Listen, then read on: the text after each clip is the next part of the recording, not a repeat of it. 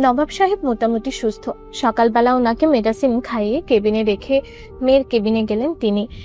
3 দিন চলে আজ নন্দিনী মায়ের থেকে মুখ ফিরিয়ে নিয়েছে।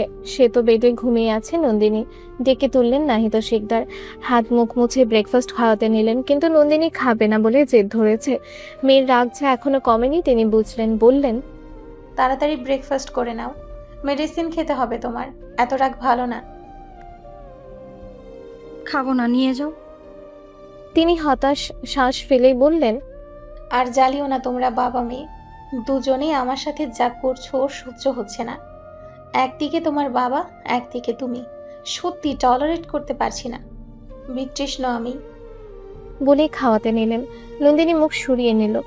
তিনি ধমক দিয়ে জোর জবরদস্তি করে খাওয়াতে নিলে হঠাৎ নন্দিনী বলল, তোমার হাতে কিছু খাবো না বললাম না, তাও জোর কেন করছো? আরো অসুস্থ হয়ে পড়বে। খাবো না তোমার হাতে, যাও এখান থেকে। নন্দিনী, একদম বাড়াবাড়ি করো না মেয়ে, আমি টায়ার্ড, খেয়ে আমাকে দায়মুক্ত করো। মায়ের এই কথা শুনে কৃষ্ণকায় মেঘ জমল মনে। চিৎকার করে বলল, আমি তোমায় খাওয়াতে বলেছি, তাহলে কেন জোর করছো? যাও, তোমায় কেউ আটকে রাখেনি, তুমি এমনিতেই দায়মুক্ত। এত অপরাধ করার পরেও তোমার থেকে মুখ ফিরিয়ে নেইনি, যেখানে আমার জেদ করার কথা, আর তুমি আমাকে জেদ দেখাচ্ছ তোমার বাবার মতো। নন্দিনী ফুঁসে উঠে বলল, তুমি আমার আম্মু না। যদি আমার আম্মু হতে তাহলে আমায় অবিশ্বাস করতে না, ডোর লক করে রেখে যেতে পারতে না। যাও, এখন ঢং দেখাতে হবে না। আমি মরে গেলে তোমার কি? আমি কে তোমার? নাহিদা শিকদার রেগে উঠে বললেন, তখনকার পরিস্থিতি ভিন্ন ছিল, তোমার জন্য আমরা 3জন মানুষই মার্ডার হলাম। আমি মার্ডার করি? কমও না, ওয়াসিফকে লাইফ সাপোর্টে রাখা হয়েছে, সে খবর আছে তোমার? মাথা থেতলে ফেলেছো তুমি। ও মরে গেলে তোমার কি হবে ভাবো? খুনির খাতায় নাম লেখাবে। যাও, তোমার হাতে কিচ্ছু খাবো না। নিজের সন্তানের থেকেও একটা রেপিস্টের জন্য এত দরদ বেশি তোমার? তুমি আমার আম্মু না, আর আদিক্ষেতা দেখাতে হবে না। বলেই নন্দিনী সব ফেলে দিয়ে ফুঁসতে লাগলে। তার মা তাকে খুনির খাতায় নাম লেখাতে বলেছে। মেয়ে আজ 2 দিন ধরে শুধু এই একটাই কথা বলেছে, তুমি আমার আম্মু না। আজও সেম একই কথা। নাহিদা শিকদার এবার রাগ নিয়ন্ত্রণ করতে পেরে বলল, হ্যাঁ ঠিক বলেছ, আমি তোমার আম্মু না, তোমাকে এতিমখানা থেকে দত্তক নিয়েছিলাম, বুঝেছো? সেজন্যই এখন আমাকে রাগ তেজ সব দেখাচ্ছ। সুস্থ হয়ে তোমার আব্বু আম্মুকে খুঁজে তাদের কাছে চলে যেও, ওকে? বলেই মুখে কাপড় চেপে কেবিনের বাইরে চলে গেলেন। নন্দিনী মায়ের যাওয়ার পানে তাকিয়ে রইল। মায়ের সাধারণ একটা কথাকে নন্দিনী কি বুঝলো কে জানে।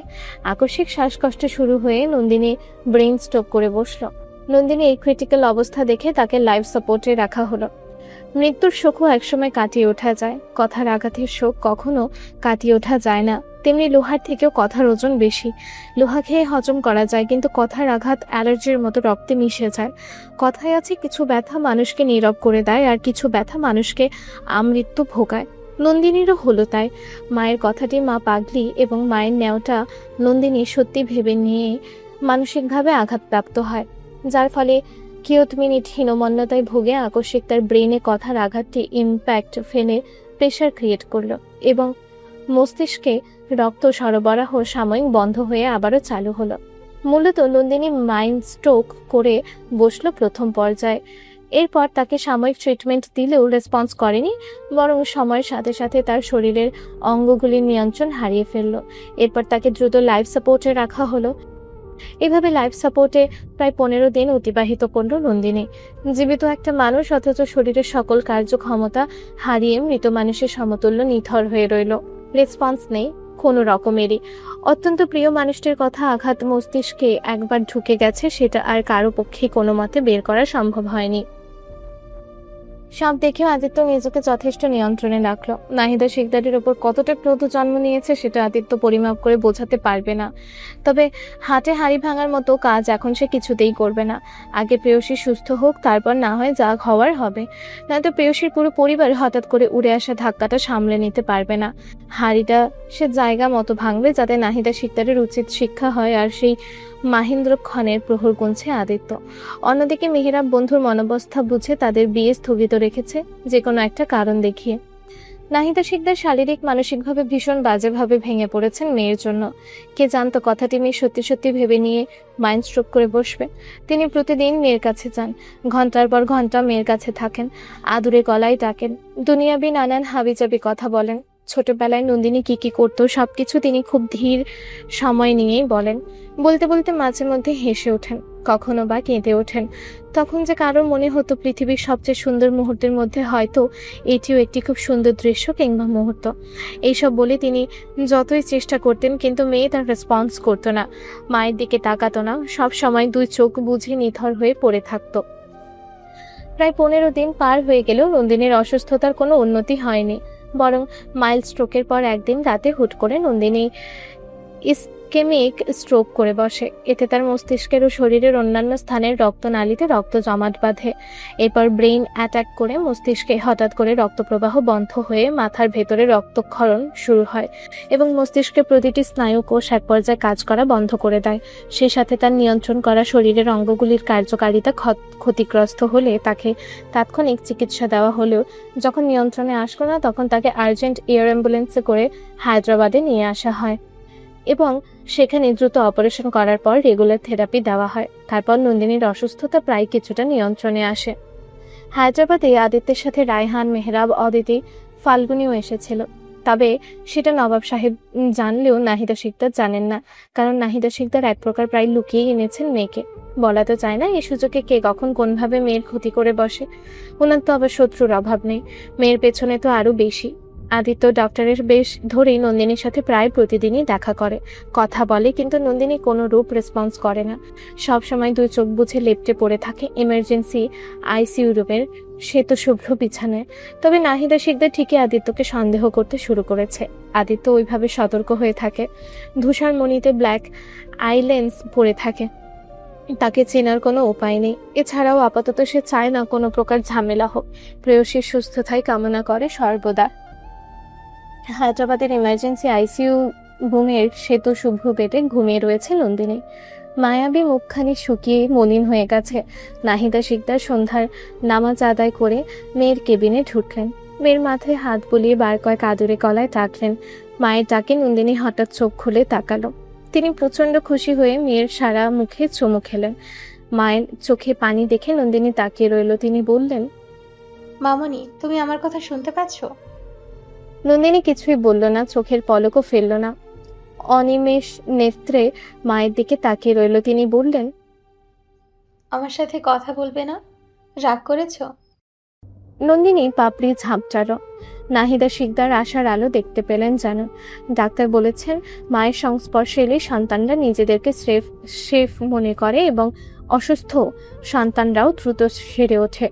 একজন মায়ের সংস্পর্শ মেডিসিনের চেয়েও কার্যকারী, আর তাই মায়ের সঙ্গতায় নন্দিনীকে সুস্থ করে তোলার 99% চান্স রয়েছে। তিনি সেটা মাথায় রেখে সবসময় চেষ্টা করেন মেয়ের ভুল ভাঙাতে। মেয়ের মাথায় হাত বোলাতে বোলাতে বললেন, আমি তোমাকে অবিশ্বাস করার কারণেই তুমি যতটা কষ্ট পেয়েছো। এখন তুমি যখন আমার সাধারণ একটা কথাকে বিশ্বাস করে অসুস্থ হয়ে পড়েছো, তখন আমি বুঝতে পেরেছি বিশ্বাস অবিশ্বাস করা জিনিসটা ঠিক কতটা কষ্টের। আই এম রিয়েলি সরি মামনি। আর কখনো তোমাকে রেগে গিয়ে মিথ্যে বলবো না, অবিশ্বাস করব না।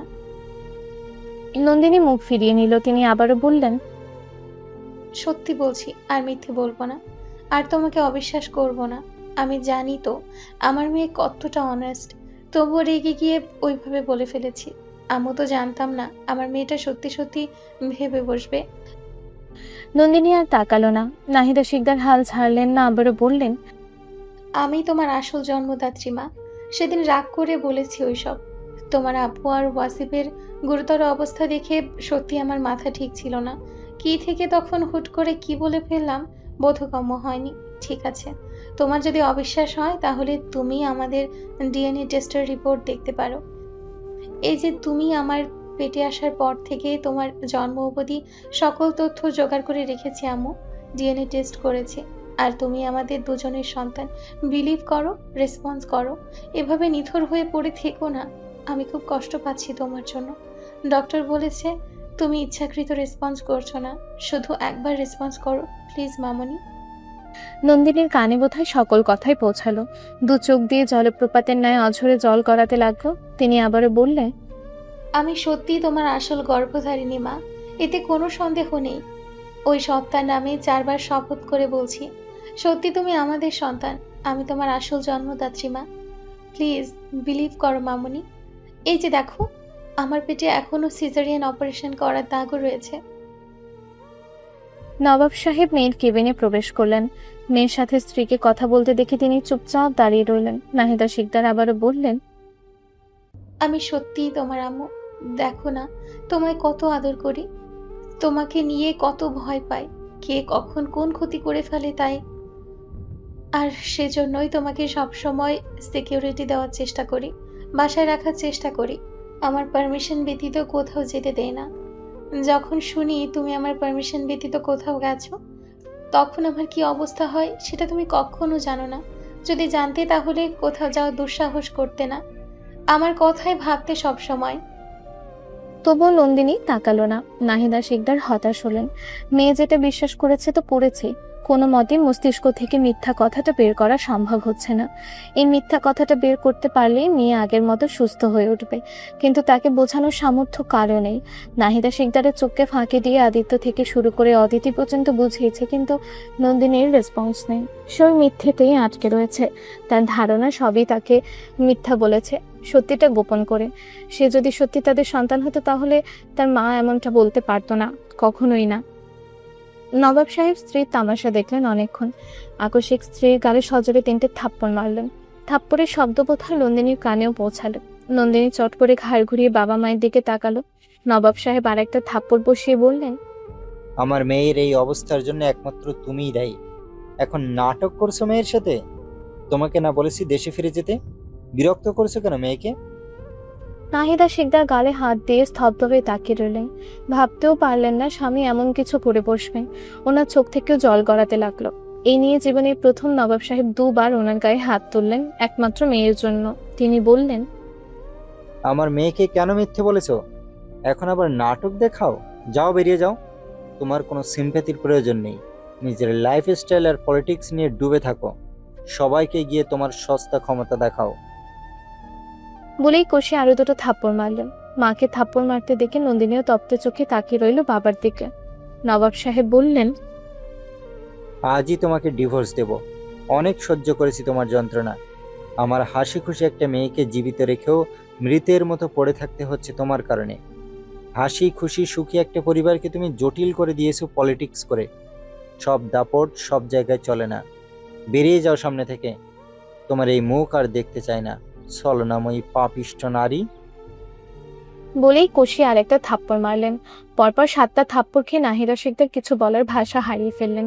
নন্দিনী জোরে জোরে শ্বাস নিতে লাগলো। হঠাৎ হাতগুলো নাড়াচাড়া করলো। শরীরের সাথে অ্যাটাচ করা মেশিনগুলো শব্দ হতে শুরু করলো। শব্দ শুনে ডক্টররা সবাই দৌড়ে এলেন। নন্দিনী উত্তেজিত হয়ে গেল। আকস্মিক অক্সিজেন মাস্ক খুলে ফেললো। বেডের পাশে থাকা কয়েকটি ওষুধের বোতল ফেলে দিল নিচে। নন্দিনীকে রেসপন্স করতে দেখে ডাক্তাররা খুশি হলেন। নবাব সাহেব অস্থির হয়ে মেয়ের কাছে এগিয়ে এসে বললেন, মামনি সরি, শান্ত হও। নন্দিনী বাবার দিকে আগুন চোখে তাকালো। তিনি বুঝতে পারলেন মেয়ের মাকে মারার জন্য মেয়ে খেপেছে। এত কিছুর পরেও মায়ের প্রতি ভালোবাসা দেখে ওনারা দুজন ভেতরে ভেতরে চমকালেন। তিনি বললেন, আই এম রিয়েলি সরি, আর এমন কিছু করব না। উত্তেজিত হয়ে নন্দিনী স্যালাইনের নলগুলো ছিঁড়তে শুরু করলো। নবাব সাহেব মেয়েকে ধরতে গেলে নন্দিনী সরিয়ে দিল। তিনি বললেন, মামনি উত্তেজিত হয় না, সরি বললাম তো। আকস্মিক নন্দিনী রুদ্রমূর্তির রূপ ধারণ করেই বলল, তুমি আমার আম্মুর গায়ে হাত তুলে কেন? বলেই ফুঁসতে লাগলো। নবাব সাহেব অপ্রস্তুত হয়ে বললেন, মাথায় রাগ উঠেছিল, যেমনটা তোমার মায়েরও উঠেছিল। নাহিদা শিকদার এগিয়ে যেতেই চিৎকার করে বলল, কেউ আসবে না আমার কাছে, কেউ না। তোমরা দুজন আমার কেউ না। এতদিন মিথ্যে বলেছো আমায়, আমি তোমাদের সন্তান না। তোমরা আমায় অ্যাডপ্ট নিয়েছো, তাই না? নিজের রক্তের সন্তান যখন সাধারণ একটা কথাকে বিশ্বাস করে ভুল বুঝে নিজেকে অ্যাডপ্ট বেবি বলে দাবি করে, তখন বাবা মা উভয়ের কতটা কষ্ট হয় এটা নবাব সাহেব কাউকে বোঝাতে পারবেন না। তেমনি মেয়েরও হয়তো মায়ের ওই কথাটা শুনে এতটা কষ্ট হয়েছে, যার ফলস্বরূপ মেয়ের সাথে সাথে ব্রেন স্ট্রোক করে বসেছে। আর নাহিদা শিকদারও কি জানতেন মেয়ে সত্যি সত্যি বিশ্বাস করে সিরিয়াসলি ভাবে নিবে? কত কথাই তো মানুষ রাগের ওপর বলে ফেলে, তাই বলে কি সব কথা সত্য হয় নাকি? নবাব সাহেব স্ত্রীর দিকে তাকিয়ে দাঁতে দাঁত চাপলেন। এই মহিলার একটা মিথ্যে কথায় মেয়ে এখন কাউকেই বিশ্বাস করছে না। তিনি কিভাবে বোঝাবেন যে নন্দিনী একমাত্র তাদের রক্তের সন্তান, আর ওনারা দুজনই সত্যি তার আপন জন্মদাতা এবং জন্মদাত্রী? নন্দিনী অতিরিক্ত উত্তেজিত হয়ে যাওয়ায় ডাক্তাররা আশঙ্কিত ফের ব্রেন স্ট্রোক করার চান্স রয়েছে। এবার স্ট্রোক করলে মৃত্যুর চান্স রয়েছে, আর বাঁচানো পসিবল হবেই না, এটা 100% শিওর। ডাক্তাররা জোরপূর্বক ধরে নন্দিনীকে ইনজেকশন পুশ করে সেন্সলেস করে ফেললেন। নন্দিনী আগের রূপে ফিরে এসেছে, এতেই নাহিদা শিকদার খুশি। রাতে নন্দিনীর চোখ বন্ধ করে শুয়ে আছে। হঠাৎ একটা বুনো সুবাস পেতেই নন্দিনীর চোখ মেলতে আদিত্যকে দেখে তাকিয়ে রইল। আদিত্য বলল, কেমন লাগছে? নন্দিনী কথা বলল না। আদিত্য ফের বলল, করিডোরে হাঁটবে? নন্দিনী নিরুত্তর। আদিত্য নন্দিনীর হাত নিয়ে আঙুলগুলো দেখতে দেখতে বলল, আমাকে বিশ্বাস করো? শক্ত গলায় বলল, না। কেন? এবারও নিরুত্তর। তোমার বাবা মাকে বিশ্বাস করো? কাউকে না। তুমি সত্যি একটা বোকা মেয়ে। সাধারণ একটা কথাকে তুমি সিরিয়াসলি নিয়েছ। মানুষকে ফান করে কিছু বলতে পারো না? কিংবা বাবা মা রাগ করে সন্তানকে কিছু বলতে পারে না? ছোটবেলায় আমরা যখন খুব দুষ্টুমি করতাম, আব্বু আমার কথা শুনতাম না, তখন আব্বু আম্মা আমাদেরকে বলতো তোমাদেরকে 4 রাস্তার মোড়ে কুড়িয়ে পেয়েছে, ওখানে সেখানে কুড়িয়ে পেয়েছে, আরও কত কিছু বলতো। কিন্তু আমরা বিশ্বাস করতাম না, আমরা ফান ভেবে উড়িয়ে দিতাম। নন্দিনী কথা বলল না। আদিত্য বেশ কতগুলো রিপোর্ট নন্দিনীর সামনে মেলে ধরে বলল, এই সবগুলো তোমার মতো প্রথম আমিও বিশ্বাস করেছিলাম, পরে ভাবলাম তোমার বাবা মায়ের ডিএনএ টেস্ট করব। যদিও ওনারা করেছেন, তবু আমি নিজ দায়িত্ব করিয়েছি। সত্যি তুমি ওনাদের সন্তান, এই নিয়ে টেনশন করো না, দ্রুত সুস্থ হয়ে ওঠো। নন্দিনী রিপোর্ট ফেলে দিয়ে বলল, আর বানিয়ে বানিয়ে মিথ্যে বলতে হবে না। নিশ্চয়ই আমার আব্বু আপনাকে এসব শিখিয়ে দিয়েছে, তাই না? আর আমার মায়ের রিপোর্টগুলো নিশ্চয়ই ওনার ক্ষমতার জোর দিয়ে তৈরি করেছে, তাই না?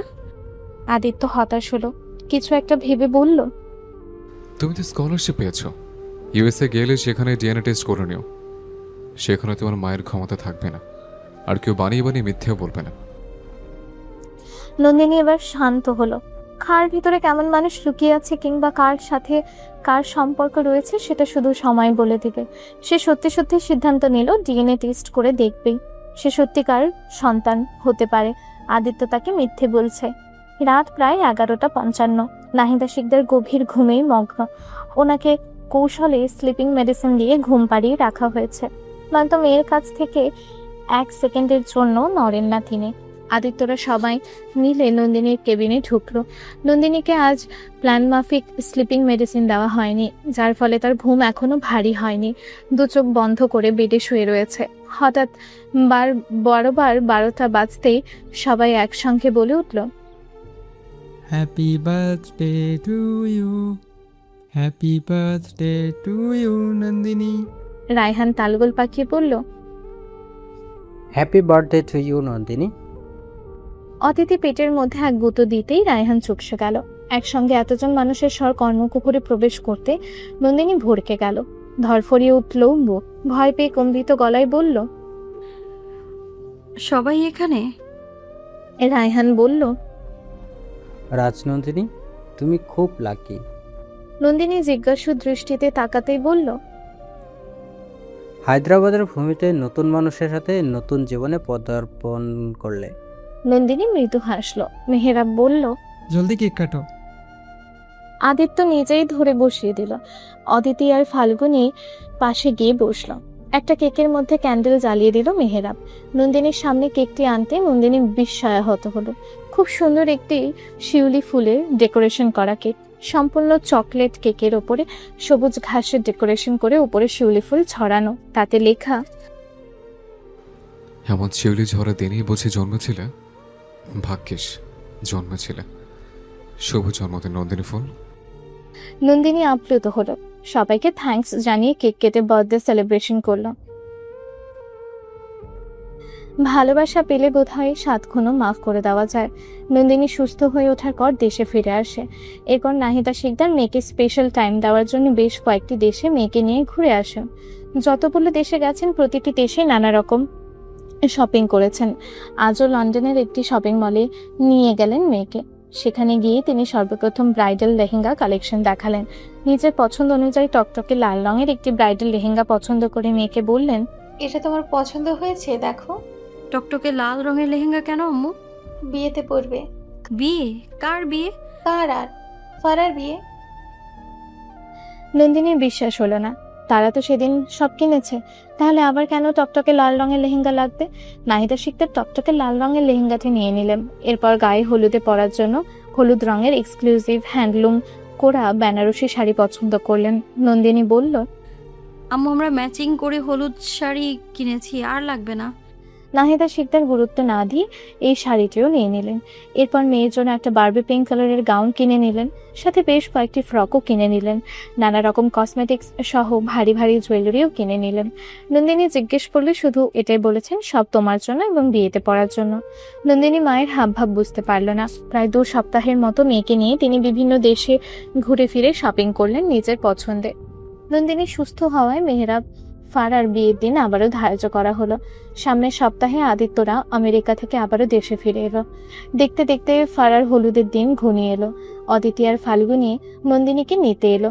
নাহিদা শিকদার দনমনো করলেন, কিছুতেই মেয়েকে দিবেন না। প্রাপ্তবয়স্ক একটা অবিবাহিত মেয়ে কিভাবে আরেকজনের বাসায় 2 দিন থাকে? কেমন দৃষ্টিকটু দেখার বিষয়টা। ওরা নবাব সাহেবের কাছে আবদার করেছে নন্দিনীকে ওদের বাসায় 2 দিন রাখবে। আহসান সাহেব আফসানা চৌধুরী এবং আফরোজা চৌধুরী ফোন করে ওনার পারমিশন চাইলেন। বাসায় এসে ইনভিটেশন কার্ড দিয়ে গেলেন। নবাব সাহেব ভেবে চিন্তে পারমিশন দিলেন, তবে স্ত্রীর সাথে বাগবিতণ্ডা রয়েছে এই নিয়ে নবাব সাহেব পরোয়া করলেন না। ভাবলেন ফারার বিয়ে মিটে গেলেই এর পরের দিন মেয়েকে নিয়ে আমেরিকা পাড়ি জমাবেন। তাই শেষমেশ অদিতিদের বাসায় 2 দিন থাকার পারমিশন দিয়েছেন। তবে এর জন্য বডিগার্ডও দিয়েছেন মেয়ের জন্য, যাতে মেয়ের সাথে কোনো রূপ দুর্ঘটনা না ঘটে। নবাব সাহেব পারমিশন দেওয়ায় নাহিদা শিকদার আর কিছু করতে পারলেন না। অতিথিরা বিকালবেলায় নন্দিনী আর তানভীকে নিয়ে গেল ওদের বাসায়। দেখতে দেখতে হলুদের দিন চলে এলো। সন্ধ্যা ঘনিয়ে আসতে একসঙ্গে সব জ্বলে উঠল। সন্ধ্যা প্রদীপের আগেই মরিচবাতিতে সেজে উঠল চৌধুরী বাড়ি। বাসার গেট থেকে শুরু করে বাড়ির বাগান হতে বাড়ির ছাদ আঙিনা থেকে সবকিছু খুব সুন্দর করে লাইটিং করে মরিচবাতি দিয়ে ডেকোরেশন করা হয়েছে। সারা বাড়ি সাজ সব করেছে। চৌধুরী বংশের ছোট ছেলে বড় মেয়ের বিয়ে বলে কথা। আদিত্যের বাবা বড় আর ফারার বাবা ছোট। এ বংশে ফারা বড় মেয়ে, তাই বিয়ের আয়োজনও ওইভাবেই করা হয়েছে। অন্যদিকে মেহেরাব আদিত্যের প্রাণপ্রিয় বন্ধু, তাই কোনো দিক দিয়ে কমতি রাখেনি আয়োজনের। বলা যায় মহা ধুমধামে বিয়ে অনুষ্ঠিত হবে বলে আদিত্যের নির্দেশনা অনুযায়ী সেভাবেই সকল ডেকোরেশন করা হয়েছে। হলুদের বড়সড় আয়োজন করা হয়েছে চৌধুরী বাড়ির বিশাল ছাদে। আদিত্য নিজ উদ্যোগে সবটা তদারকি করেছে। হলুদের স্টেজও জমকালোভাবে সাজানো হয়েছে বিভিন্ন রকমের রং বেরঙের আর্টিফিশিয়াল ফ্লাওয়ার, কয়েক রকমের ফেরি লাইট, ঝাড়বাতি, মরিচবাতি সহ এবং তাজা ফুল দিয়ে। ফারাকে হলুদ লেহেঙ্গার সাথে তাজা ফুলের গয়না দিয়ে সাজানো হয়েছে। ফারা স্টেজে মুখ গম্ভীর করে বসে আছে। পাশে তার কিছু কাজিন রয়েছে। ফারার মন ভীষণ খারাপ। আদিত্য তার চোখের সামনে দিয়ে হাঁটছে, ঘুরছে, এই সেই কাজ করছে, চিৎকার চেঁচামেচি করছে। ফারা সেদিকে তাকিয়ে অশ্রু ঝরালো। আদিত্যের দিকে তাকিয়ে বিড়বিড় করে বলল, আমায় কেন বোঝনি আদিত্য ভাইয়া? আমার ভালোবাসা কেন তুমি গ্রহণ করনি? আমার তো কষ্ট হচ্ছে তোমাকে আমার সামনে দেখে। আমি থাকতে পারছি না, মরে যেতে ইচ্ছা করছে। বলেই চোখ মুছল। এই মুহূর্তে ওর ইচ্ছে করছে দৌড়ে গিয়ে আদিত্যকে জড়িয়ে ধরতে, কিন্তু পারছে না। ভয় ধরলেও কি লাভ? মানুষটা প্রতিবারের মতোই তাকে অপমান করে প্রত্যাখ্যান করবে, থাপ্পড় মেরে শরীর থেকে ছিটকে সরিয়ে দেবে, না হয় কুকুরের মতো তাড়িয়ে দেবে। সোজা কথা, আদিত্য তাকে পছন্দ করাতেও দূরের কথা, তার ছায়াও মারাতে ইচ্ছুক নয়। তাই মান সম্মানের ভয়ে ভরা স্টেজের সামনে এমন কিছু করার সাহস হলো না ফারার। আদিত্যের দিকে তাকিয়ে একটা দীর্ঘশ্বাস ফেলল ফারা। অদিতির দেখা নেই আশেপাশে কোথাও। সেই বিকেল থেকেই সাজসজ্জা নিয়ে ব্যস্ত আছে চার বান্ধবী। ছাদে বোধহয় এখনো আসেনি ওরা। হলুদ লাগানো শুরু হয়ে গেছে সে কোন ক্ষণে। সবাই ফারাকে হলুদ ছুঁইয়ে চলে যাচ্ছে। সাজসজ্জা শেষে দ্রুত পায়ে ছাদে উঠল অদিতিরা। ছাদে আসতে দেখলো আদিত্য কিছু একটা নিয়ে মোবাইলে চেঁচামেচি করছে কারোর সাথে। অন্যদিকে কর্নারে ফুলগুলো একদিকে কম তো আরেকদিকে বেশি হয়েছে। মোবাইলে কথা বলার ফাঁকেই লোকদেরকে তপ্ত চোখে সামনে সমানেই ধমকাচ্ছে। অদিতিরা বুঝলো আদিত্যের মেজাজ খারাপ হবে নাই বা কেন। ফারা আজ যা কাণ্ড ঘটালো, আদিত্যকে একা পেয়ে জড়িয়ে ধরে ফের ভালোবাসা নিবেদন করলো। এই নিয়ে আজ অনেক বছর জ্বালাচ্ছে ফারা। শেষে আদিত্যর দাবাং মার্কা কয়েকটা থাপ্পড় খেয়ে স্টেজে উপস্থিত হয়েছে। এখনো বোধহয় গালে স্পষ্ট দাগ রয়েছে, হয়তো কৃত্রিম সাজের প্রলেপে ঢেকে গেছে। আদিত্য আজ হলুদ রঙের পাঞ্জাবি পরেছে। সব ছেলেরাই ম্যাচিং করে পাঞ্জাবি নিয়েছে হলুদে। আভিজাত্য পোশাকে স্মার্টনেস বেশ ভালোভাবেই ফুটে উঠেছে আদিত্যের। চোখে মুখে বিরক্তির ছড়াছড়ি। রাগে গজগজ করছে ডেকোরেশনের লোকদের সঙ্গে। হয়তো ফারার রাগ অন্যদের ওপর দেখাচ্ছে। শান্তশিষ্ট আয়মানকেও আজ ইচ্ছে মতো ধমকাচ্ছে। বেচারাও চুপচাপই রয়েছে।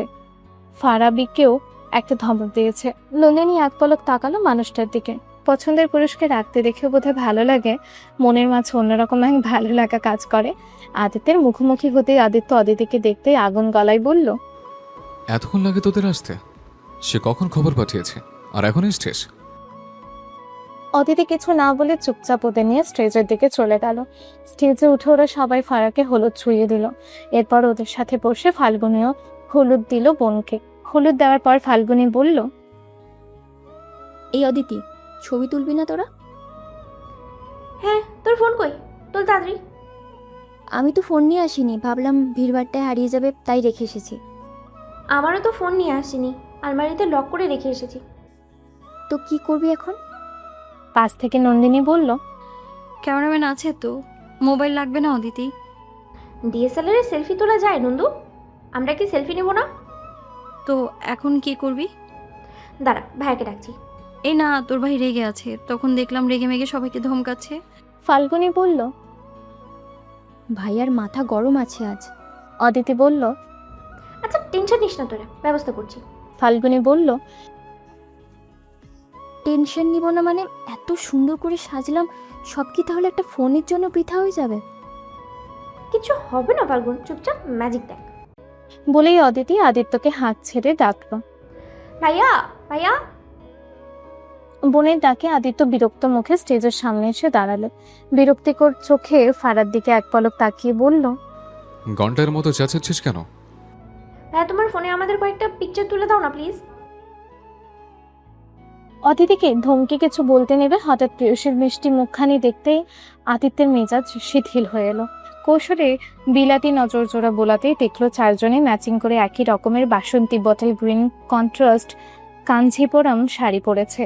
শাড়ির সাথে ম্যাচিং করে হলুদ আর গোলাপি রঙের তাজা কাঠগোলাপের ফুল দিয়ে ভিন্নতা রেখে সেজেছে। বাকি তিনজনের চুলে খোপা করলো। নন্দিনী তার পিঠ বরাবর সিল্কি চুলগুলো খোলা রেখেছে ঘাড়ের একপাশে। তাতে ঝুলছে লম্বাটে দুইখানি বেলি এবং একখানি গোলাপ ফুলের মালা। হালকা পাতলা মেকআপ নিয়েছে, তাতেই ভারী মিষ্টি আর অপরূপা লাগছে। অপরূপ শুভ্রের ন্যায় সৌন্দর্য ফুটে উঠেছে প্রেয়সীর মুখশ্রীতে। আদিত্যের মনে হলো যেন রূপকথার পরীদের দেশ থেকে আগত স্বয়ং কোনো রাজকুমারী এখানে এসে বসে আছে। আদিত্য বিড়বিড় করে বলল, রাজকুমারী নন্দিনী, কি মায়াবী তুমি, কি অনিন্দ সুন্দর তুমি, প্রতিমার মতো। সত্যিই তুমি নূরে নন্দিনী। বলেই আদিত্য ফোন বের করে মাত্র দুটি পিকচার ক্লিক করতেই একজন দায়িত্বরত সার্ভেন্ট স্টেজে বসে থাকা গেস্টদের জন্য এই দিকটাই ওয়েলকাম ড্রিঙ্কস নিয়ে এলো। আদিত্য তৃতীয় পিকচার নিতে ক্যামেরায় যেই সবে ক্লিক করবে, আকস্মিক থেকে একটা পিচ্চি বাচ্চা দৌড়ে এলো। সার্ভেন্টটি তখন নন্দিনীর পাশে বসে থাকা একজন গেস্টকে ড্রিঙ্কস দিতে নিতেই বাচ্চাটি ড্রিঙ্কস দেখতেই ট্রে দিকেই থাবা মারল।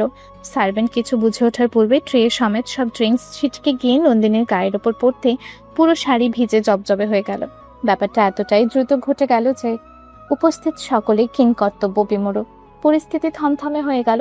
অদিতি চেঁচিয়ে উঠে বাচ্চাটিকে ধমকে দিয়েই বলল, দিলি তো সব পণ্ড করে, জানিস কতগুলো ঘন্টা ধরে সাজগোজ করলাম, এখন সব শেষ করে দিলি।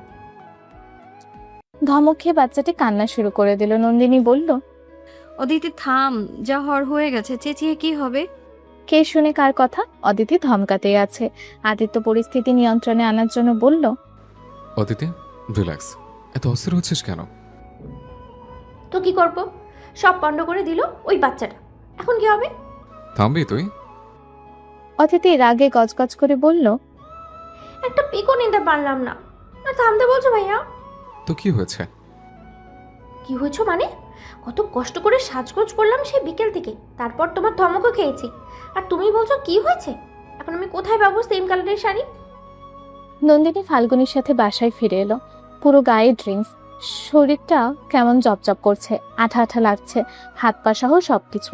আদিত্য অদিতিকে বলল, শান্ত হও। সেম কালারের শাড়ি তো, সমস্যা নেই, শাড়ির ব্যবস্থা করে দিচ্ছে। অদিতি শান্ত হলো। আদিত্য ছাদ থেকে নেমে গেলে অদিতিও নন্দিনীর কাছে এলো। নন্দিনী ওয়াশরুমে ফ্রেশ হতে গেল। মিনিট 20 পর অদিতির দরজায় নক পড়লো। অদিতি দরজা খুলতেই দেখলো অনেকগুলো শপিং ব্যাগ নিয়ে আদিত্য দাঁড়িয়ে রয়েছে। অদিতি অবাক হয়ে বলল, এত কিছু?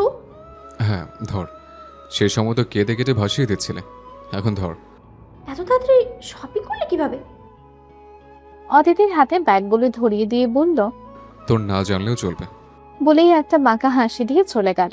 অদিতিও একটা বাঁকা হাসি দিল ভাইয়ের অগোচরে। আদিত্যের যাওয়ার পানে তাকিয়ে বিড়বিড় করেই বলল, চান্দু, তোমার মনোভাব ভাবছো আমরা বুঝি না, তাই না? নন্দিনী ওয়াশরুম থেকে বের হতেই দেখলো অনেকগুলো শপিং ব্যাগ খাটের ওপর। অদিতি বলল, ফ্রেশ হয়েছিস নন্দু? হ্যাঁ। জলদি আয়, রেডি হবি। আর কি রেডি হব, সব তো শেষ। ও দ্রুত আয়, সব ব্যবস্থা হয়ে গেছে। নন্দিনীকে আর কিছু বলতে না দিয়ে অদিতি একজন বিউটিশিয়ানকে ডেকে এনে নন্দিনীকে দ্রুত রেডি করতে বলল। শাড়ির ভাঁজ খুলতে নন্দিনী ভীষণ অবাক হলো, কারণ সেই গদওয়াল শাড়িটাই যেটা নন্দিনীর ভীষণ পছন্দ হয়েছিল। অদিতিরা মন খারাপ করবে বলে নন্দিনী আর নেয়নি। নন্দিনী নিঃশব্দে শাড়ি পরে নিল। শাড়ির সাথে ম্যাচিং করে চুড়ি পরতে নিতেই নন্দিনী আরও একবার অবাক হলো। সেদিন মার্কেটে যখন চুড়ি কিনতে গিয়েছিল তখন সবগুলো চুড়ি প্রায় নন্দিনীর পছন্দ হয়েছিল। সেম সোনালি রঙের চুড়িগুলো পছন্দ করে আদিত্য তাকে পরতেও দিল। আর সেই চুড়ি সহ সব ডিজাইন থেকে 2 ডজন করে চুড়ি এখানে। শুধু তাই নয়, 3 রঙের 3টে তাজা নন্দিনী ফুলের মালাও রয়েছে। নন্দিনী ফুল সচরাচর পাওয়া যায় না, তবে এই মুহূর্তে এমন আজীব মালা দেখতেই নন্দিনী চূড়ান্ত অবাক হয়ে বলল, এগুলো কে দিয়েছে সত্যি করে বলো তো অদিতি? ওহ, এত কথা বলার সময় নেই। নন্দিনীর চুলে নন্দিনী ফুলের মালা পরিয়ে রেডি করে ওরা ছাদে ফিরে এলো। এর মধ্যে নাহিদা শিকদার বেশ কয়েকবার কল দিয়েছেন মেয়েকে ফোনে না পেয়ে অস্থির হয়ে বডিগার্ডদের ফোন দিয়ে মেয়ের সাথে কথা বলে নিলেন। ছাদে ফিরতেই দেখলো আদিত্য রায়হানের সাথে কথা বলছে। পাঞ্জাবির হাতা গোটানো, দেখতে চমৎকার লাগছে। ছেলেরা শর্ট কিংবা পাঞ্জাবির হাতা গুটিয়ে রাখলে তাদের এত সুন্দর লাগে তা আদিত্যকে না দেখলেই বোঝাই যেত না। মানুষকে যতই দেখে ততটাই মুগ্ধ হয়। ওদের দেখে রায়হান আর আদিত্য এগিয়ে এলো। রায়হান নন্দিনীর দিকে এক পলক তাকিয়ে চোখ সরিয়ে নিল। অতিথিকে দেখতেই মুগ্ধ হয়ে গেল। আদিত্যের চোখ পড়ল নন্দিনীর ওপর। সেই বাসন্তী কালারের গাদোয়াল শাড়ি, সোনালি কাতানের পাড়, পুরো শাড়িতে ছড়িয়ে ছিটিয়ে থাকা হালকা পাতলা স্টোন আর কৃত্রিম সাজের সৌন্দর্য ফুটে উঠেছে। আদিত্যকে নন্দিনীর দিকে তাকিয়ে থাকতে দেখে রায়হান কাঁধের ওপর হাত রেখে ফিসফিসিয়ে বলল, চোখ খুলে যাবে তো দোস্ত, যাক। এমন করে দেখতে নেই। কেন? যদি জলসে যায় তোর ওই বিলাতি চোখ চুরো, তাহলে যে জ্বালা করবে ভীষণ। এমন জ্বালা কয়জনে পায় বল? তাই তো, আমি তো পেয়েও পাচ্ছি না। তোর বোন পাত্তা দিচ্ছে না, কি করে বল? অদিতির সামনে এসে বলল, ভাইয়া এবার জলদি জলদি পিকচার তোলো। তোর ঠিক মতো দাঁড়া। ওরা ঠিকঠাক মতো দাঁড়াতে বেশ কয়েকটি পিকচার তুলে নিল আদিত্য। পিকচার তোলা শেষে আদিত্য রায়হানকে নিয়ে চলে যেতে নিলে অদিতি বলল, হ্যাঁ তোমার সাথে এই সাইজে একটা সেলফি নিব সবাই। ফারার দিকে চোখ পড়তে মেজাজ বিগড়ে গেল। মেয়েটা এখনো বেহায়ার মতো তাকিয়ে আছে। আদিত্য মুখ শক্ত করে বলল, লাগবে না। বলেই চলে যেতে নিলে অদিতি ভাইয়ের হাত টেনে ধরে বলল, প্লিজ ভাইয়া, একটাই তো। রায়হান ইশারা দিতেই আদিত্য তপ্ত শ্বাস ফেলে সেলফি নেওয়ার পূর্বেই রায়হান এসে অদিতির সাথে দাঁড়ালো। সেলফি তোলার শেষে অদিতি বলল, ভাইয়া বিয়ের কোণে ছাড়া আমাদের সাথে একটা গ্রুপ পিকচার তুলো না প্লিজ। এবারও আদিত্য বারণ করলো। অদিতি শুনল না। বোনের কথা আদিত্য ফেলতে পারল না, তবে ভীষণ রাগ হচ্ছে ফারাকে দেখে। মেয়েটা ড্যাব ড্যাব করে তাকিয়ে আছে তার দিকে। আদিত্য সবাইকে স্টেজের অন্যদিকে নিয়ে পিকচার তুলে নিল। ফারার ভীষণ কান্না পেল। অদিতি নন্দিনীকে আদিত্যের পাশে দাঁড় করিয়ে বলল, এই ক্যামেরাম্যান ব্রো, হাঁ হয়ে দাঁড়িয়ে আছেন কেন? কয়েকটা পিক তুলুন জলদি। আদিত্য বলল, হয়েছে তোর, আমি চাই। আরে ভাইয়া তারা কোথায় যাচ্ছ? এখনো হয়নি তো। মাথা গরম করবি না। শোনো না প্লিজ, আমরা সবাই এতক্ষণ গ্রুপ ফটো তুলেছি, এবার সবাই তোমার সাথে একটা একটা করে সিঙ্গেল পিক তুলবো, প্লিজ বারণ করো না। পিকচার তোলার শেষে মেহেরাবকে হলুদ দিতে এলো অদিতিরা, সাথে রায়হান আদিত্যও এলো। একে একে সবাই মেহেরাবকে হলুদ দিল। ফাল্গুনি যেহেতু দুলাভাই, সেহেতু সেও কাঁপা কাঁপা হাতে হলুদ ছুঁয়ে দিল মেহেরাবকে। আকস্মিক মেহেরাবও কি মনে করে একটু হলুদ নিয়ে মজা করে বলল, ফাল্গুনি ফুল, হবু দুলাভাইকে হলুদ দিতে যখন এসেছ, তুমিও হবু শালিকা, বাদ যাবে কেন? মেহেরাবের মুখ থেকে আকস্মিক ফাল্গুনি ফুল শুনতেই ফাল্গুনি চমকে উঠল। মেহেরাব দেরি না করে ফাল্গুনির দুগালে হলুদ ছুঁয়ে দিল। ফাল্গুনি ভ্যাবা চাকা খেয়ে চোখ বন্ধ করে ফেলল। মেহেরাব হাত আলগা করতেই ফাল্গুনি ছলে ছলে নয়নে বিমূঢ় নেত্রে তাকিয়ে রইল মেহেরাবের চোখের দিকে। ফাল্গুনিকে নীরব থাকতে দেখে মেহেরাব হকচকিয়ে আমতা আমতা করে বলল, রিয়েলি সরি, বুঝতে পারিনি তুমি মাইন্ড করবে। ফাল্গুনি কিছু না বলে মেহেরাবের হাতটাকে ছিটকে সরিয়ে স্টেজ থেকে উঠে চলে গেল। ওপর দিয়ে যতই তাকে হাসি খুশি দেখাক না কেন, এমনিতেই আজ সারাদিন তার মন ভালো নেই। মেহেরাব ফাল্গুনির যাওয়ার পানে তাকিয়ে রইল। ব্যাপারটা ঠিক কি হলো মেহেরাবের বোধগম্যই হলো না। জ্যোৎস্না রাত, ঋতুতে আশ্বিন মাসের শেষের দিক প্রায়। আকাশে গোল থালার মতো রূপলি চাঁদ এঁথেছে। রূপলি চাঁদের মায়াবী আলোয় গোটা বসুন্ধরা আলোকিত। দূরে তাকালে চাঁদের আলোর আবছা আবছা দেখা যাচ্ছে সব। শিউলি, বেলি আর হাসনাহেনার মিষ্টি সুবাস ভেসে আসছে চৌধুরী বাড়ির ছাদ বাগান থেকে। ছাদের বাতিগুলো সব নিভিয়ে দেওয়া, শুধু মরিচ বাতিগুলোই জ্বলছে। ঋতুতে শরতে শেষ হওয়ার দরুন ঠান্ডা হাওয়া বইছে বাতাবরণে, গরম ভাবটা তেমন একটা নেই। হলুদের অনুষ্ঠান শেষ হতে অনেক রাত গড়ালো। ফারার জন্য স্পেশালি হেনা আর্টিস্ট আনা হয়েছে এবং তাকে সন্ধ্যায় মেহেদিও পরানো হয়েছে। সাথে নন্দিনীকেও 2 হাত ভর্তি করে পড়ে নিতে হয়েছিল আদিত্যের কথায়। এখন অদিতি, নন্দিনী আর তানভি মিলে মেহেদি পরিয়ে দিচ্ছে ছোট বড় সবাইকে। সেটাই বসে বসে দেখছে ফারা। হাত যেন আর চলছেই না তাদের। মেহমানরা সবাই নাক ডেকে ঘুমাচ্ছে বোধহয়। অদিতিদের বেশ কিছু কাজিন সহ ফারা একটি টেবিলে গোল হয়ে চেয়ার পেতে বসে আছে ছাদে। সবার দেওয়ার শেষে অদিতি আর ফাল্গুনিকেও 2 হাত ভরে মেহেদি পরিয়ে দিয়েছে নন্দিনী। ব্যস্ততা থাকায় ওরা তখন হেনা আর্টিস্ট থেকে মেহেদি পড়তে পারেনি। ছেলেমেয়েদের কথা চিন্তা করে আফসানা চৌধুরী এত রাতেও কফি বানিয়ে একজন সার্ভেন্টকে দিয়ে ছাদে পাঠিয়ে দিয়েছেন, সাথে কিছু ড্রাই কেক, কুকিজ এবং আস্ত ফল। তানভি এখনো মেহেদি পড়েনি। রাতে শোবার সময় নন্দিনী পরিয়ে দেবে তাকে। নন্দিনী আবার খুব ভালো মেহেদি পরাতে পারে।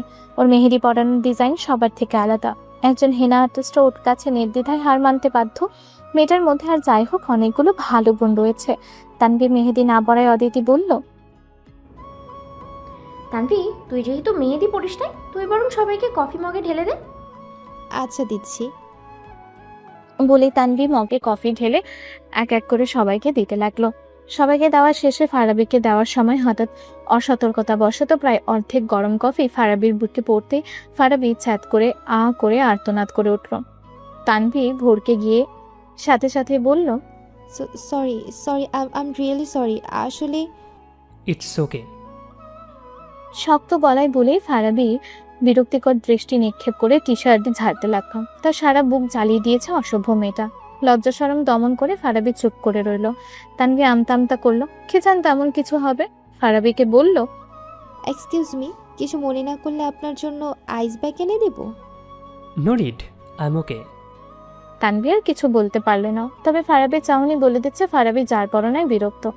তানভীর অস্বস্তি হতে শুরু করলো। তানভীকে অস্বস্তির হাত থেকে রক্ষা করতে হঠাৎ ফারা নন্দিনীকে বলে উঠল, নন্দিনী, তুমি নাকি খুব সুন্দর গান গাইতে পারো। নন্দিনী মৃদু হেসে বলল, ওই একটু আধটু। যাই পারো আমাকে একটু শোনাবে? আছি তো মাত্র আর কিছু সময়। নন্দিনী মৃদু হাসলো। ফারা এমনভাবে বলল যে নন্দিনীর ভীষণ মায়া হলো। সে নিষেধ করতে পারলো না। ফাল্গুনি ফারাকে বলল, খালি গলায় গান শুনলে ভালো লাগবে না আপু। ফারা বলল, তাহলে ফাল্গুনী বলল। কেউ একজন গিটার বাজালে কেমন হয় অদিতি? অদিতি বলল। খুব ভালো হয়। ফাল্গুনী বলল। তো বসে আছিস কেন? যা ব্যবস্থা কর। ফারাবি ভাইয়া আর আইমান ভাইয়াও তো আছে এখানে, ওদের একজনকে বল। দাঁড়াও, ব্যবস্থা করছি। সারপ্রাইজ! বলে তানভীকে নিয়ে নিচে যেতে নিলে অসতর্কতাবশত ফারাবির পায়ের ওপর চাপা পড়তে ফারাবি করে উঠল। তানভী হকচকিয়ে উঠল। এক্সট্রিমলি সরি ভাইয়া, আসলে দেখতে পাইনি। পাগুলো গুটিয়ে বসবেন তো। উত্তরে কিছু না বলে ফারাবি চোয়াল শক্ত করল। ফারাবির ভাব দেখে তানভীর শরীর জ্বলে গেল। মনে মনেই বলল, কত ভাব কালো ছেলেটার। বলেই অদিতির সাথে পা বিলিয়ে হাঁটতে লাগলো। অদিতিকে বলল, ছেলেটা কে রে? কোন ছেলে? ওই যে চশমা পরা হাবাগোবা টাইপের কালো ছেলেটা। কেন, কি হয়েছে? কি আর হবে, যে মুড দেখায় মনে হচ্ছে বলিউড বাদশা শাহরুখ খান। কে বলেছে কালো? ও তো শ্যামলা। সে যাই হোক, ছেলেটাকে সেটা বল। তুই অস্থির হচ্ছিস কেন? কই অস্থির হলাম? আগে বল, ছেলেটাকে তোর পছন্দ হয়েছে নাকি? ধুর, এত মোটি বয়কে কোন পাগলে পছন্দ করবে? দেখতে হাবাগোবার আলকাত্রার মতো কালো। অদিতি শব্দ করে হেসে ফেলল। ফারাবি ওদের পেছন পেছন আসছিল ভেজা টি শার্টটি চেঞ্জ করতে, কিন্তু তানভীর মুখ থেকে এমন কথা শুনে মুহূর্তেই চোয়াল শক্ত করে ফেলল। তানভী কি মনে করে হঠাৎ পেছনে ফিরতে ফারাবিকে ওদের পেছনে দেখতে ভরকে গেল। ফারাবির নাক ফুলিয়ে চলে গেল।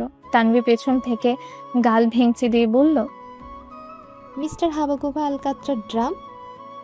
ফারাবি পেছনে ফিরতে তানভী আতঙ্কিত হয়ে বিড়বিড় করে বলল, মিস্টার হাবাগোবা এমনিতেই আলকাত্রার মতো কালো, আবার কি মুড দেখায়, যেই না চেহারা নাম রাখছে পেয়ারা, আবার কি ভাব নাই সিনেমার হিরোদের মতো। বলে ভেটকে মেরে অদিতের পেছনে দৌড়ে চলে গেল। ফারাবি দাঁত মুখ খিঁচিয়ে আগুন চোখে তাকিয়ে রইল। মেয়েটির প্রতিটি কথাই সে শুনেছে। মেয়েটাও না একদম যাচ্ছে তাই, চুপচাপ দেখলেও ফাজিল একটা। বিড়বিড় করে বলল, ইডিয়েট একটা। সারাদিন খাটুনির ফলে আদিত্য ক্লান্ত হয়ে ঘুমিয়ে পড়েছিল। অদিতি বাসায় ফিরে আদিত্যকে জোর করে টেনে ধরে ছাদে নিয়ে এলো। বেচারা ঘুমে ঢুলুমুলু। ঘুমো ঘুমো চোখে আদিত্য বিরক্তি নিয়ে বলল, উফ, অসহ্য। ছাদে এনেছিস কেন? ঘুমোতে দে। আগে গিটার বাজাবে, তারপর ঘুমাবে। পাগল হয়েছিস? প্লিজ ভাইয়া, একটু না করো না। চোখ রগড়াতে রগড়াতে হঠাৎ ফারাককে দেখতে আদিত্যের মেজাজ দ্বিগুণ খারাপ হলো। মেয়েটাকে দেখলেই আদিত্যের ভালো মেজাজ মুহূর্তে খারাপ হয়ে যায়। চলে যেতে নিতেই অদিতি হাত টেনে ধরেই বলে, আরে শুনবে তো। শোনার ইচ্ছে নেই, মুড নষ্ট হয়ে গেছে। ফারা বুঝতে পারলো আদিত্যের এই কথার মানে। তাকে দু চোখে সহ্য করতে পারে না মানুষটা, সাপে নেউলের মতো। উফ ভাইয়া শোনো, তুমি গিটার বাজাবে আর নন্দিনী গাইবে, বুঝেছো? আয়মানকে বল, আর নয় ফারাবিকে। বলেই চলে যেতে নিল।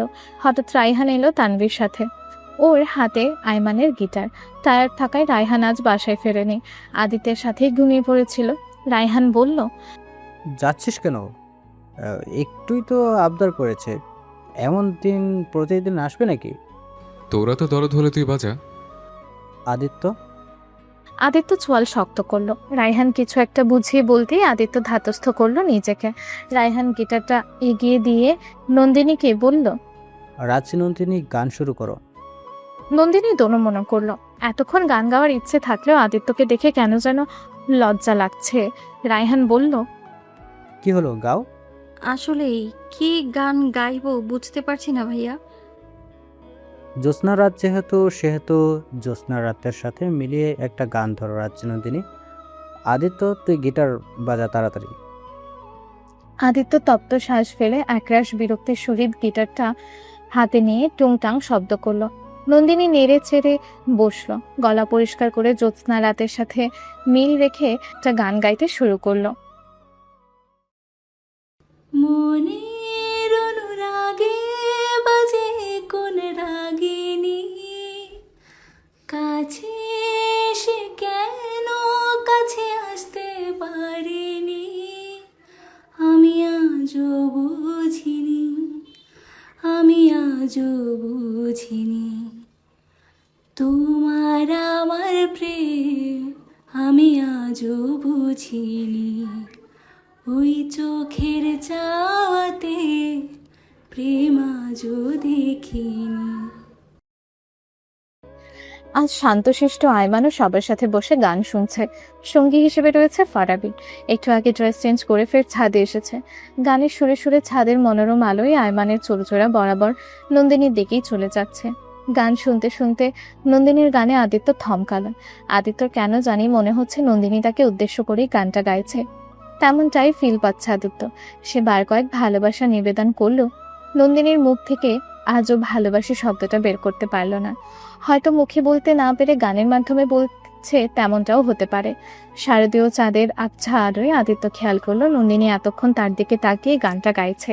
তাকে দেখে সবুজ কাজল দেওয়া মায়া ভরা সরল চাহনির চোখ জোড়ে নামিয়ে ফেলল। গান গাইতে গাইতে আনমনে নন্দিনী আবারও আদিত্যের দিকে তাকালো। এবার সে ঘোরের মধ্যে আদিত্যের বিলাতি চোখ জোড়ার দিকে তাকিয়ে গাইতে লাগলো। তোমার আশাতে এই পথ যাওয়া যে আমার ভালো লাগে। সঙ্গে সঙ্গে চট করে আদিত্য নন্দিনীর দিকে তাকালো। নন্দিনী এবার আদিত্যের ধূসর মনির চোখ জোড়ার গভীর দৃষ্টি রেখেই গাইল।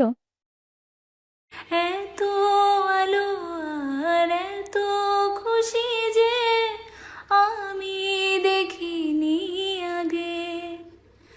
হাত বাড়ালে সামনে তুমি, এর বেশি চাই না আমার।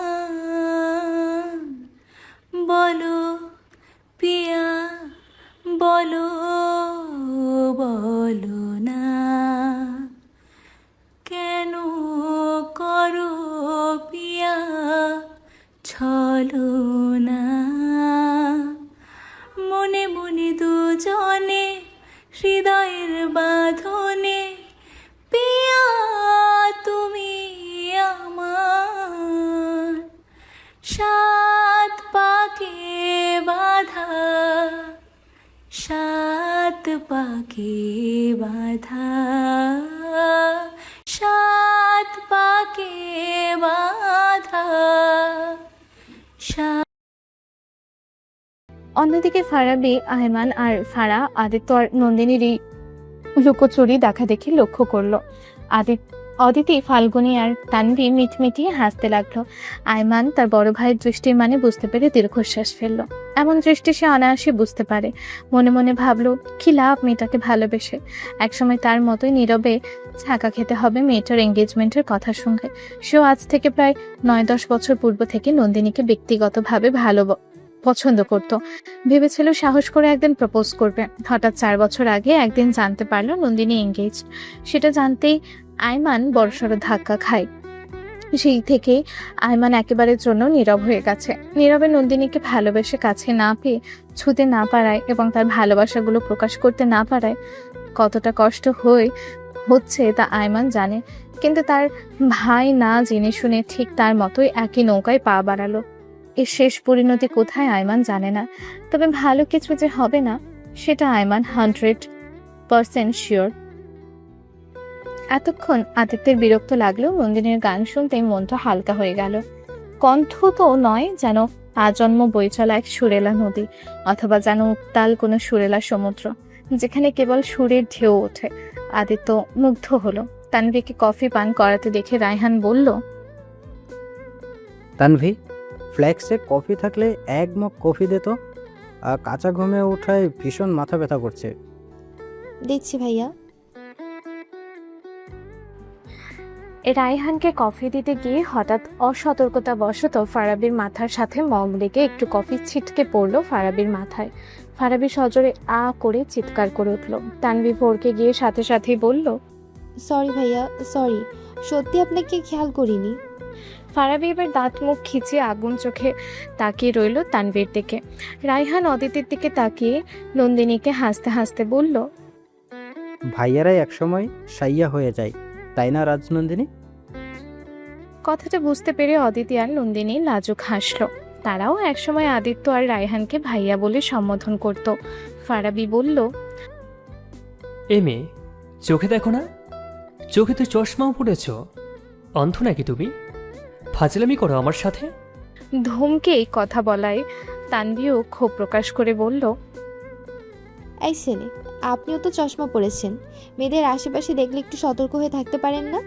আপনিও কি ফাইজলামও দেখতে পছন্দ করবেন নাকি? আজব। ফারাবি দাঁতে দাঁত চেপেই বলল, হ্যাঁ, আমি কি জানতাম এখানে চাশমিশ নামের ঝড় তুফান সাইক্লোন টর্নেডোওয়ালা একটা অন্ধ মেয়ে রয়েছে, আর বারবার অকাজ করবে, আর সেই ঘুরে ফিরে আমার সাথেই। তানভী চোখগুলো গোল গোল করে মুখে হাত দিয়ে বলল, আপনার সাথে অকাজ মানে? হ্যাঁ ইয়ো মিস্টার হাওয়াগোবা আলকাত্রার ড্রাম, কি বোঝাতে চাইছেন আপনি? মাথা ঠিক আছে আপনার, নাকি সুন্দর সুন্দর মেয়েদেরকে দেখে মাথার ঘিলো হাঁটুর নিচে নেমে গেছে? আলকাতরা ড্রাম, হোয়াট ইজ দ্যাট? আর কে আপনি? হোয়াট? আয়নায় গিয়ে চেহারাটা একবার দেখে আসুন মিস্টার হাওয়াগোবা আলকাত্রার ড্রাম, তবেই বুঝবেন। এ মেয়ে, এসব কি বলছো? মাথা ঠিক আছে তোমার? যেভাবে মুড দেখান মনে হচ্ছে বিশ্ব সুন্দরী ঐশ্বরিয়া রায়, কিন্তু বাস্তবে আপনি সত্যি একটা মোটা সোটা আলকাত্রার ড্রাম। তানভীর কথা শুনে সবাই হো হো করে হেসে উঠল। আপন মনে তানভীর কথা শুনে সবাই হো হো করে হেসে উঠল। অপমানে ফারাবির সারা শরীর কাঁপতে লাগলো। সে নাকি আলকাত্রার ড্রাম! কি বলে মেয়েটা! মান ইজ্জত সব চলে গেল। ফারাবি আগুন চোখে তাকিয়ে রইল। ইচ্ছে করছে মেয়েটাকে মাথার উপর উঠিয়ে একটা আছাড় মারতে, যাতে ওয়াটার হিলনের মতো ছিটকে পড়ে। ফারাবিকে প্রত্যুত্তর করতে না দেখে তানভী গাল ভেঙচি দিয়ে বলল, পাতিলের তলার মতো কালো সেই হাওয়াগোবা আলাবুলা ছেলের আবার কত ভাব, কত দেমাগ। ফারাবি দাঁতে দাঁত চাপল। মেয়েটা যেভাবে রসিয়ে রসিয়ে বলছে, কোথায় সে এত কালো? সে তো শ্যামলা। তার আম্মু সবসময় বলে সে শ্যামলা রঙের। আমেরিকান কত মেয়ে তার উপর ক্রাশ খায়, আর এই মেয়ে কিনা তাকে নির্দ্বিধায় বলছে পাতিলের তলার মতো কালো, আলকাত্রার ড্রাম। ও নো! এই কালো ছেলের ওপর না জানি আবার কখন ক্রাশ ট্রাশ খেয়ে বসে এই অহংকারী অন্ধা মেয়েটা। আদিত্যকে দেখে ফারাবি আর কিছু করল না। অপমানের শরীরটা জ্বলে পুড়ে যাচ্ছে। নেহাতি সে ভদ্র ছেলে, নয়তো এতক্ষণে মেয়েটার 12টা বাজিয়ে ছাড়ত। এদিকে মেয়েটা সুযোগ পেয়ে একটার পর একটা অকাজ করে বারবার তার রাগ বাড়িয়ে দিচ্ছে। ফারাবি বিড়বিড় করে বলল, পুরুষ নির্যাতনের মামলায় দেওয়া উচিত এসব অহংকারী অন্ধা টাইপের মেয়েদেরকে। তানভী শুনতে পেয়ে বলল, আপনার মতো বিশ্ব অসুন্দর দাম্ভিক আর আলকাত্রার ড্রামকেও নারী নির্যাতনের মামলা দেওয়া উচিত, জেনে শুনে মেয়েদের সাথে অকাজ করার জন্য। ফারাবি ফুঁসে উঠে চলে গেল। আবারও তাকে আলকাত্রার ড্রাম বলছে। সত্যি কি সে আলকাত্রার ড্রাম? দ্বিতীয়বার চাশমিশ অহংকারী অন্ধ টাইপ মেয়েটা মুখ দেখার ইচ্ছা নেই তার। সে একজন লয়ার, আর মেয়েটা কিনা তাকে নারী নির্যাতনের মামলায় অভিযুক্ত করতে চাইছে। সাহস কত! ছোট ভাই বোনদের সামনে মন ইজ্জত আর থাকলো না, সব শেষ করে দিল অহংকারী চাশমিশ মেয়েটা।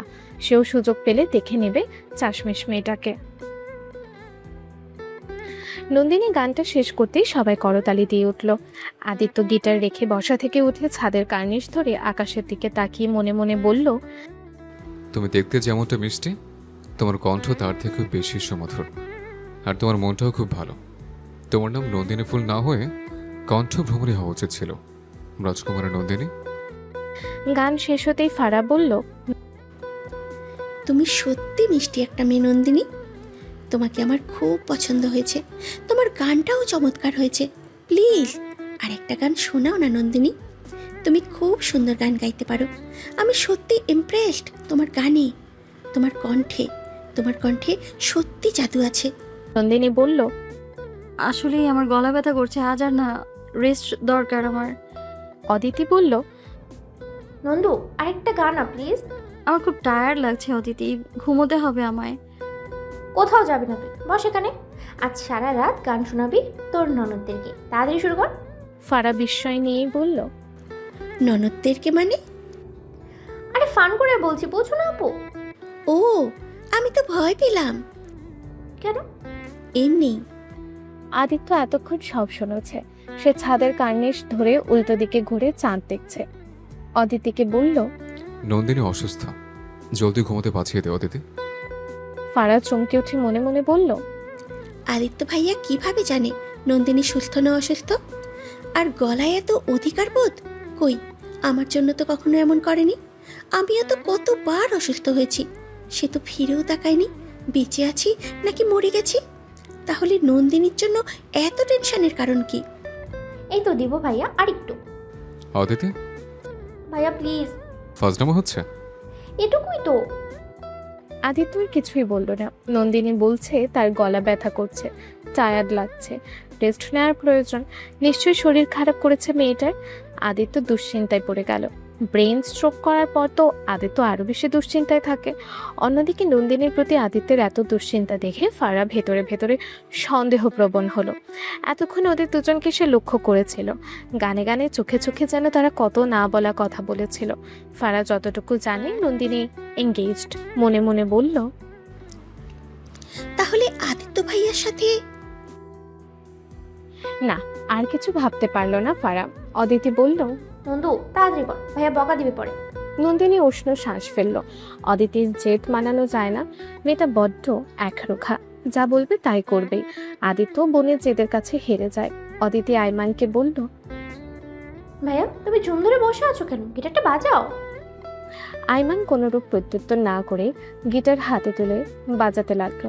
সে জানে বাজাতে যখন বলেছে বাজাতেই হবে, নয়তো তার বাবার কাছে বিচার যাবে। আর তিনি তো একমাত্র মেয়ের কথা শুনতেই দুই ভাইয়ের 14 গোষ্ঠী শুদ্ধ বিনাশ করে ছাড়বেন। আইমান গিটারে টুকটাং করে ধ্বনি তুলতে আরম্ভ করলো। অতঃপর নন্দিনী আবারও তার সুরেলা কণ্ঠে গান ধরল, সাথে অদিতি, ফাল্গুনী আর তানভীও সুর মেলালো। ভিড়েতে দাঁড়াই একা, তোর যদি না পাই দেখা, হারানো পথের মতো খুঁজে মরি তোকে কত হাজার বার। কি করে তোকে বলবো তুই কে আমার, আয়না সাথে চলবো সব পারাপার। মনের আশকারাতে তোর কাছে হারিয়ে গেলাম। আদিত্য মন্ত্রমুগ্ধের ন্যায় শুনতে লাগলো। তার সারা শরীরে লোমগুলো দাঁড়িয়ে গেল হঠাৎ। নন্দিনী খুব ভক্তি নিয়ে গান গায়, আজও তাই। আদিত্যের দিকে তাকিয়ে রইল ফারা। তার চোখে জল এসে ভর করলো গানের মূর্ছনায়। তার আর আদিত্যের জীবনটা কি ওই গানটার মতো হতে পারে না? আদিত্য চাইলেই হয়ে যায়, কিন্তু আদিত্য চায় না। কেন চায় না? পরিবার চাইলে মানুষগুলো চায় না, মানুষগুলো চাইলে পরিবার চায় না। পৃথিবীটা সত্যিই বৈচিত্র্যময়। একটা দীর্ঘশ্বাস বেরিয়ে এলো বুক চিরে। দুদিনের এই জীবনটা এতটা বৈচিত্র্যময় না হলেও পারত। গান শেষ হওয়ার প্রায় কিছুক্ষণ পর হঠাৎ ঝোড়ো হাওয়া বইল। বাড়তি যারা ছিল সবাই নিচে নেমে গেল। রয়ে গেল আদিত্য, রায়হান আর অদিতিরা সবাই। আদিত্য ছাদের অন্য প্রান্তে গিয়ে পকেট হাতড়ে একটা সিগারেটও ধরালো। ওখানে দাঁড়ালে এখান থেকে তেমন একটা দেখা যায় না। সিগারেটে কয়েক টান দিতেই হঠাৎ পেছন থেকে কেউ তাকে শক্ত করে জড়িয়ে ধরতেই আদিত্যের চোয়াল শক্ত হয়ে এলো। আদিত্য জানেই দুঃসাহস পায়। কিছু না বলে শক্ত করে হাত ধরে দূরে ছুঁড়ে ফেলতেই ফারা নিচে পড়ে গুঙিয়ে উঠেই বলল, আদিত্য ভাইয়া, তুমি আমাকে বুঝতে পারছো না কেন? সামনে থেকে যা। ফারা উঠে এসে আবারও আদিত্যকে আষ্টে পৃষ্ঠে জড়িয়ে ধরে বলল, আমি তোমাকে উন্মাদের মতো ভালোবাসি, কেন বোঝো না তুমি? আদিত্য ফারার হাত ছাড়িয়ে কষি দুগালে 3টি থাপ্পড় মেরে বলল, বেহায়ার নির্লজ্জ মেয়ে কোথাকার। ফারা নির্বাক হয়ে গালে হাত দিয়ে তাকিয়ে রইল। আদিত্য বলল, রাত পোহালে বিয়ে, আর এখন আমায় আবারও সে বারবার একই কথা বলছিস, লজ্জা করো না? এখনো সময় আছে ভাইয়া, বিয়েটা বন্ধ করো। তোমরা জোর জবরদস্তি করে বিয়েটা দিচ্ছ, কিন্তু আমরা কেউ সুখী হব না। সমস্যাটা একান্ত তোর, আমার না। সে তুই গিয়ে বন্ধ কর, না হয় তোর বাপ ভাইকে গিয়ে বল। আমি তো তোদের বিয়ে ঠিক করিনি, তাহলে আমায় কেন বলছিস? বরং তোর কারণেই আমার বন্ধুর জীবন নরকে যাবে। আমি তো আমার সহজ সরল বন্ধুটার জন্য চিন্তা করছি। ভাইয়া বলেই ফারা ডুকরে কেঁদে উঠে হাঁ করে শ্বাস নিয়ে বলল, আমি মেহরাবকে বিয়ে করতে পারবো না ভাইয়া, তুমি নিষেধ করে দাও প্লিজ। বিয়ে যদি করতেই হয় আমি তোমাকেই করব, কারণ আমি তোমাকে আজ অনেকগুলো বছর যাবৎ ভালোবাসি। তোমাকে ছাড়া কাউকে বিয়ে করা আমার পক্ষে সম্ভব নয়। যে মুখে সে জন্মের পর থেকে ভাইয়া বলে ডাকিস, সে মুখে আবার তার বউ হওয়ার স্বপ্ন দেখিস কিভাবে? আর শোন, আমি একজনকে অনেক বছর আগে থেকে ভালোবাসি। ভাইয়া।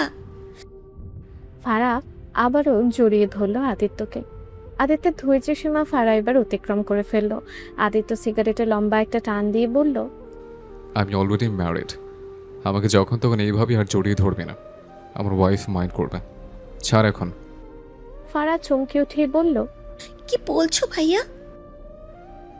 ছাদের অপর প্রান্তে পরিচিত দুজন মানবের কথা শুনতে হঠাৎ সেখানে এসে দাঁড়ালো নন্দিনী। ওরা দুজন নন্দিনীকে খেয়াল করলো না। ফারা ছাড়লো না আদিত্যকে, আষ্টে পৃষ্ঠে জড়িয়ে ধরে আছে এখনো। আদিত্য সিগারেটে আরেক টান দিয়েই বলল, যা শুনেছিস সবই সত্যি। আমি ম্যারিড, আমার বউ আছে, কয়েকদিন বাদে বাচ্চাও হবে। My wife is pregnant. স্পষ্ট কথাটা শুনতেই বিনা মেঘে বজ্রপাত হলো ফারা এবং নন্দিনী দুজনের মাথায়। দুজনেই বাকরুদ্ধ হয়ে তাকিয়ে রইল আদিত্যের দিকে। ফারা জড়িয়ে ধরা অবস্থায় কেঁদে উঠেই বলল, তুমি মিথ্যে বলছো, এ হতে পারে না। তুমি শুধু আমাকেই বিয়ে করবে, আমি তোমার বাচ্চার মা হব। আমি জানি তুমি শুধু আমাকেই ভালোবাসো। নন্দিনীর আর কিছু শুনতে ইচ্ছে করলো না। নিজের ভালোবাসার মানুষটাকে মধ্যরাতে অন্য নারী জড়িয়ে ধরে আছে, আর ভালোবাসার মানুষটাও চুপচাপ দাঁড়িয়ে দাঁড়িয়ে সিগারেট ফুঁকছে। এমন দৃশ্য সহ্য করতে পারল না নন্দিনী। ফারার কথায় আদিত্য খরসান চোয়ালদয় শক্ত করে বলল, এই কথা 1000বার শোনা শেষ, নতুন কিছু বল। ফারা ছন্ন ছাড়া হয়ে ডুকরে কাঁদতে লাগলো। আদিত্যের মায়া হলো না। যাকে জন্ম থেকে বোনের চোখে দেখে এসেছে তাকে কিভাবে অর্ধাঙ্গিনী করবে? আদিত্য সেটাই বুঝে পায় না। নন্দিনী কিছু না বলে সেখান থেকে দৌড়ে চলে যেতে নিতেই আদিত্য দেখে ফেলল। ফারাকে ধাক্কা মেরে নিজের থেকে সরিয়ে দ্রুত এগিয়ে গিয়ে নন্দিনীর হাত টেনে ধরল। নন্দিনীর চোখ জোড়া ছলছলে করছে, তবে আদিত্যের দিকে তাকানোর সাহস হলো না। শক্ত গলায় বলল, হাত ছাড়ুন। কোথায় যাচ্ছ? ঘুমোবো। আদিত্য কিছু না বলেই নন্দিনীর মুখের ওপর সিগারেটের ধোঁয়া ছাড়লো। নন্দিনী কাঁদতে লাগলো। আদিত্য বাঁকা হেসে হঠাৎ পেছন থেকে জড়িয়ে ধরল। ফারা নির্বাক হয়ে তাকিয়ে রইল দুজনের দিকে। আদিত্য নন্দিনীর কাঁধে নাক ঘষে মাদকময় কণ্ঠে বলল, পরে ঘুমাবে, এখন রাত জেগে আমাকে সময় দেবে, আমার ভবিষ্যৎ বাচ্চার আম্মু। দুই মানবের চোখ থেকে দুফোঁটা অশ্রু গড়িয়ে পড়ল চোখের কার্নিশ বেয়ে। হঠাৎ ঝুম বৃষ্টি শুরু হলো। আদিত্যের লক্ষণ ভালো ঠেকছে না। নন্দিনী অজানা ভয় কাঁপতে লাগলো। আদিত্যের স্পর্শগুলো গাঢ় হলো। তা দেখে ফারার শ্বাস আটকে এলে। আদিত্য জানে ফারা তাদের দেখছে। সে পরোয়া করলো না, বরং ফারার সামনে নন্দিনীকে আষ্ঠে পৃষ্ঠে জড়িয়ে ধরলো নিজের সাথে। ফারা মুখ চেপে ধরে দৌড়ে নিচে নেমে চলে গেল। ফারাকে ওইভাবে যেতে দেখে রায়হান বিড়বিড় করে বলল, এর আবার কি হলো? আদিত্যকে ওই অবস্থায় দেখে ফাল্গুনীকে ইশারা করলো দাঁড়িয়ে থাকতে, আর তানভীকে ইশারা করলো নিচে দাঁড়িয়ে থাকতে। অদিতি ভয়ে ভয়ে ওদেরকে পাশ কাটিয়ে চলে যেতে নিতেই রায়হান অদিতির শাড়ির আঁচল ধরে টেনে একদম নিজের কাছে নিয়ে এলো। অদিতি দ্বিগুণ ভয় পেয়ে বলল, কি করছেন? হাত ছাড়ুন।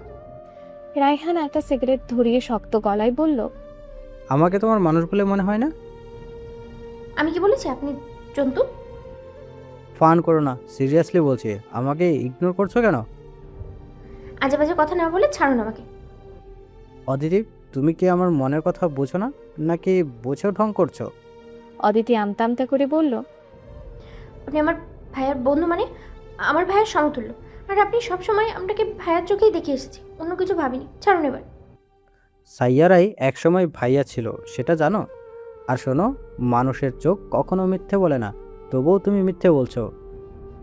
মজা করবে না, আই এম সিরিয়াস। আমার প্রতিটি কথাই সত্য।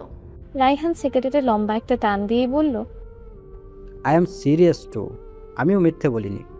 অদিতির শ্বাসগুলো গাঢ় হয়ে এলো। রায়হান একদম তার কাছে টেনে আনলো অদিতিকে। ব্যালেন্স রাখতে না পেরে রায়হানের বুকে গিয়ে পড়ল। রায়হান বলল, তোমার বাবাকে প্রস্তাব পাঠালেই চোখ বন্ধ করে রাজি হয়ে যাবে, এত সন্দেহ নেই। চেয়েছিলাম বিয়ের আগে প্রেম করব, কিন্তু তুমি আমাকে বারবার ইগনোর করছো। ব্যাপারটা কি? আমার বিয়ের বয়স যে পার হয়ে যাচ্ছে, চোখে দেখাও না? বাচ্চা কাচ্চার বাপ হবো কবে? বলেই সিগারেটের ধোঁয়া ছাড়লো অদিতির মুখে। অদিতি কাঁচতে লাগলো, হাঁফাতে হাঁফাতে বলল, ভুলেও এই কাজ করবেন না। আমি চাই না আমার ভাইয়ের সাথে আপনার বন্ধুত্ব নষ্ট হয়ে যাক। আমার ভাইয়া আপনাকে মানবে না, আর আপনার জন্য মেয়ের অভাব পড়েনি। আমার চেয়েও ভালো মেয়ে পাবেন। তোমায় বলেছে আদিত্য? বলেই আবারও অদিতির মুখের উপর ধোঁয়া ছাড়লো। অদিতি ফের কাঁচতে কাঁচতে বলল, বলার কি আছে? আমি জানি। আর বারবার মুখের উপরে ধোয়া ছাড়ছেন কেন? আপনি ডক্টর? এটা কেমন অসভ্যতা? তোমাদের মতো ঘাড় তারা মেয়েদেরকে এইভাবে পানিশমেন্ট দেওয়া উচিত। কথাগুলো বলেই রায়হান অদিতিকে ছুঁড়ে মারলো। হঠাৎ অদিতি পড়ে গিয়ে কোমরে ব্যথা পেয়ে আহ করে উঠল।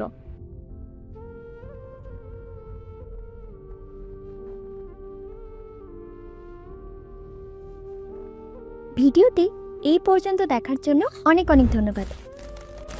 আজকের পর্বটি ভালো লাগলে লাইক দিয়ে একটি সুন্দর কমেন্ট করে যাবেন। আপনাদের সাপোর্ট পেলে নতুন নতুন গল্প দিতে খুব ভালো লাগে।